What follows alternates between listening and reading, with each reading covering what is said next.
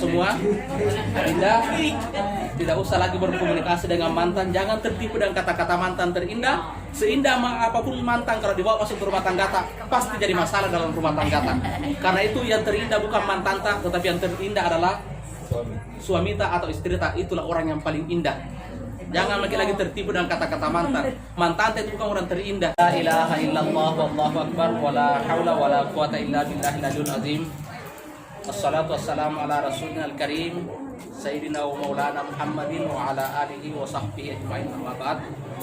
Ya, saya hormati, saya muliakan para orang tua saya, para undangan teristimewa kepada keluarga besar dari kedua mempelai, dan lebih khusus lagi kepada raja dan ratu kita yang hari ini kita lantik walaupun hanya 1 hari.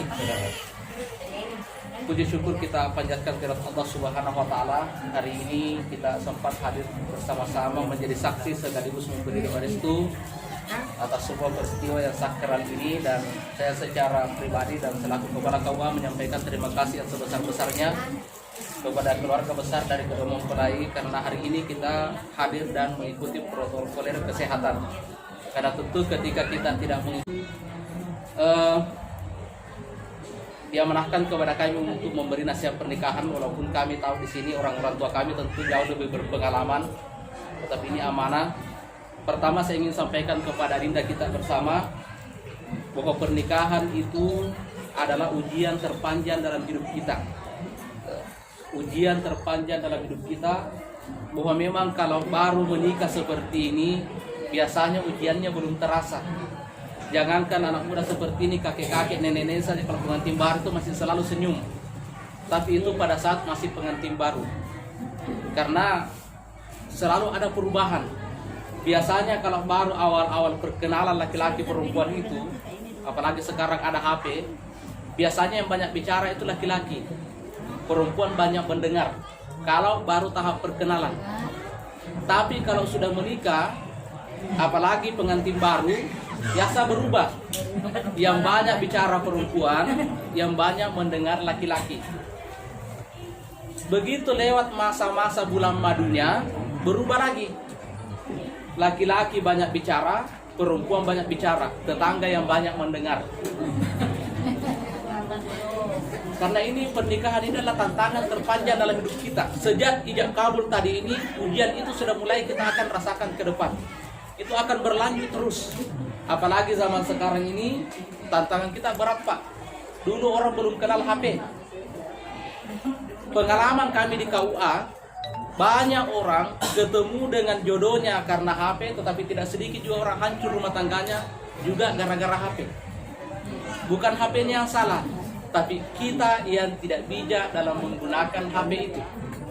Karena itu saya pesankan kepada Dinda berdua, setelah kita menikah, maka sepenuhnya laki-laki itu miliknya perempuan, sepenuhnya perempuan itu miliknya laki-laki. Yang biasa kita telepon hanya sifatnya iseng-iseng saja, kalau perlu dihapus saja nomornya. Apalagi kalau mereknya di situ mantan. Jangan percaya dengan kata mantan terindah. Tidak ada mantan terindah kalau cerita orang pernikahan. Seindah apapun mantan, kalau namanya mantan, ketika dibawa masuk ke rumah tangga pasti hancur rumah tangga. Jadi jangan tertipu dengan kata-kata mantan terindah. Kalau perlu, bukan hanya dihapus di hati, hapus di HP juga. Karena kalau dia mantan terindah, pasti dia datang melamar. Karena dia tidak datang melamar, bukan indah itu. Jadi jangan lagi tertipu dengan kata-kata seperti itu. Hati-hati, Pak, sekarang ada namanya Facebook. Makanya seorang suami, seorang istri, jangan sekali-sekali kita bawa persoalan rumah tangga di Facebook. Jangan curhat di Facebook tak. Curhat di Facebook tengah malam lihat mantan tak. Akhirnya ada kasih di pantun. Baku balas-balas pantun, ikan hiu dalam lubang. Artinya bang, I love you bang. Dari situ berawal komentar-komentar, lama-lama pindah masuk ke inbox, bicara lewat inbox. Kalau sudah masuk di inbox itu sudah lampu merah. Hati-hati, sudah akan ada masalah. Karena sudah tidak berani ketahuan pembicaraannya. Lama-lama janjian makan siang, dan tidak ada makan siang yang gratis. Keseringan janjian makan siang, lama-lama tidur siang, hancur rumah tangga. Jadi ini tantangan kita hari ini jauh lebih berat dibandingkan orang-orang tua kita dulu. Ada cerita pasangan suami istri, di HP-nya itu ditulis selingkuhannya namanya komandan. Setiap komandan menelpon, itu suaminya langsung lari ke pojok-pojok, ambil posisi. Dia sembunyi kalau menelpon sama komandan. Kalau dia letakkan HP-nya menghadap ke bawah. Kalau masuk kamar mandi di bawah HP-nya. Selalu ada password, hati-hati Ki. Kalau sudah orang tua sudah masih HP-nya selalu seperti itu disembunyi, selalu pakai password. Jangan-jangan sudah masuk Portugal, persatuan orang-orang tua gatal. Tapi tidak ada di sini, makanya saya berani bilang begitu. Tapi kalau ada angkat tangan bisa tahu orangnya yang mana. Komandan menelpon, dia lari ke pojok-pojok ambil posisi. Akhirnya suatu hari istrinya bertanya, "Pak, itu komandan siapa itu?" Dia bilang, "Komandan itu bos saya di kantor. Jadi kalau komandan menelpon, jangan lalu kau angkat HP ku. Kalau kau angkat HP ku salah bicara, saya dipecat di kantor." Jadi istrinya takut, setiap menelpon komandan, tidak berani istrinya angkat HP-nya. Komandan menelpon, bos di kantor. Tapi sepandai-pandainya orang berdusta, akhirnya terbongkar juga. Tiba-tiba suaminya kena diare, mencret. Keluar masuk di kamar mandi, awalnya dia bawa HP-nya. Lama-lama tidak sempat lagi bawa HP-nya. Kenapa? Karena mencret. Bolak-balik ke kamar mandi. Suami bolak-balik ke kamar mandi, istri sementara bikin kopi di dapur, HP selalu bunyi, komandan selalu menelpon. Istrinya berpikir, kalau saya angkat ini, saya salah bicara, dipecat suamiku. Tapi kalau saya tidak angkat, komandan marah, dipecat juga suamiku. Akhirnya gemetar tangannya, diambil itu HP, diangkat. Begitu dia angkat, "Halo komandan," ternyata suara cewek di dalam. "Di mana maki saya? Dari tadi saya tunggu Ki." Dia bilang istrinya, "Ini paling komandannya suamiku." Terpaksa dia bilang, "Minum dulu kopi komandan." Nah, kasih masuk di kopinya. Keluar suaminya, "Pak, menelpon tarik komandan." Apa dia bilang? "Tidak di mana Pale? Suruh minum kopi dulu." Nah, celupkan HP-nya di kopinya. Hati-hati Ki dengan HP, Pak. Jangan Ki mau korban. Kenapa? Adinda berdua, jangan sekali-sekali saling merahasiakan password HP dengan pasangan. Karena ini akan menimbulkan kecurigaan. Lalu solusinya bagaimana?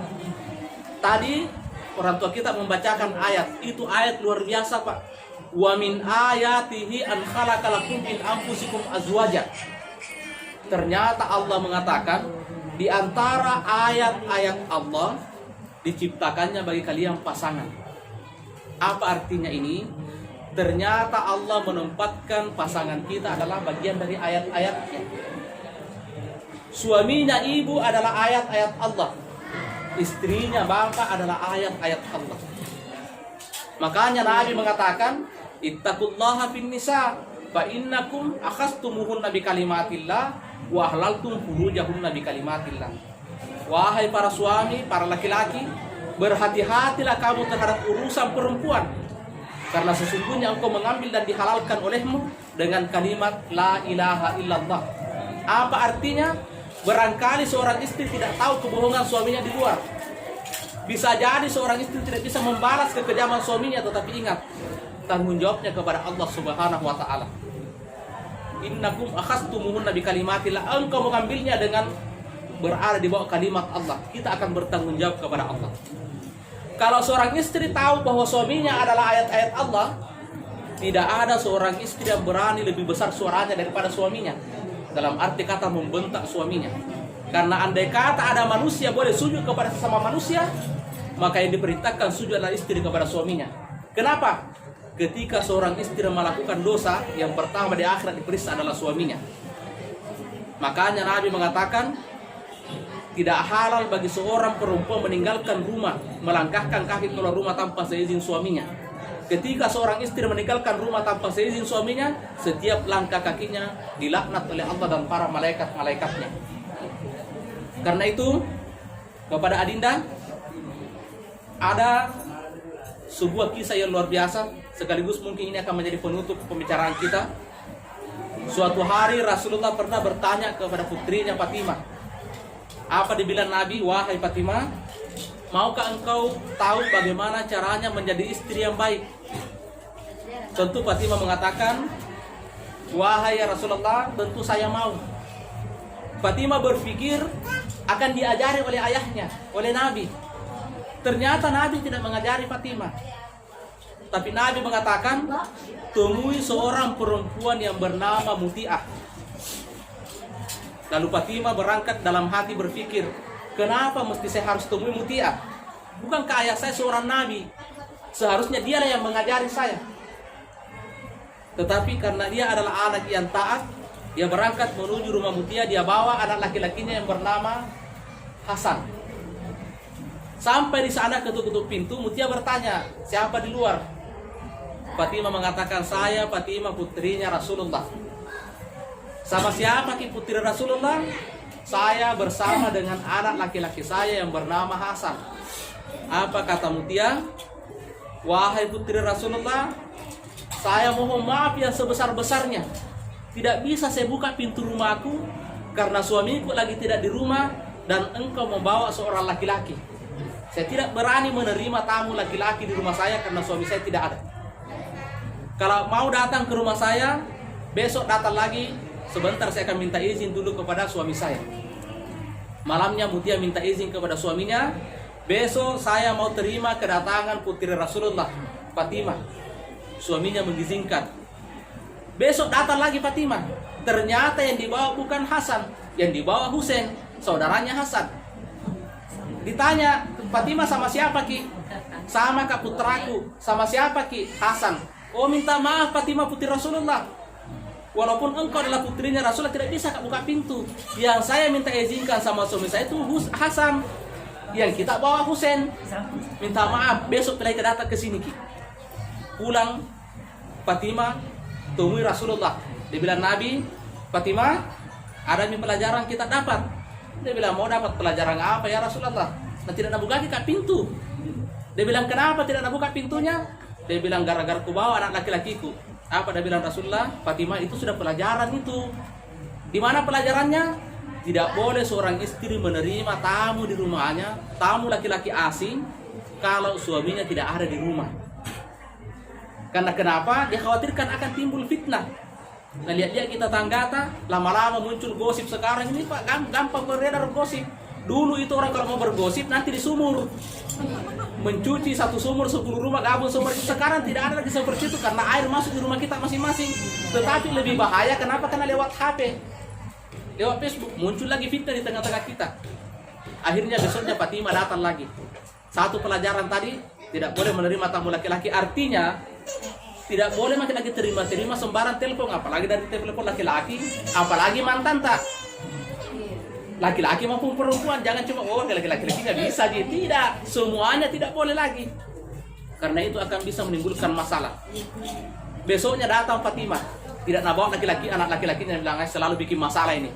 Tidak ada, dia bawa sendiri Fatimah. Begitu dibuka pintu, kaget Fatimah lihat Muti'ah. Kenapa dia kaget? Ternyata ini Muti'ah cantik sekali.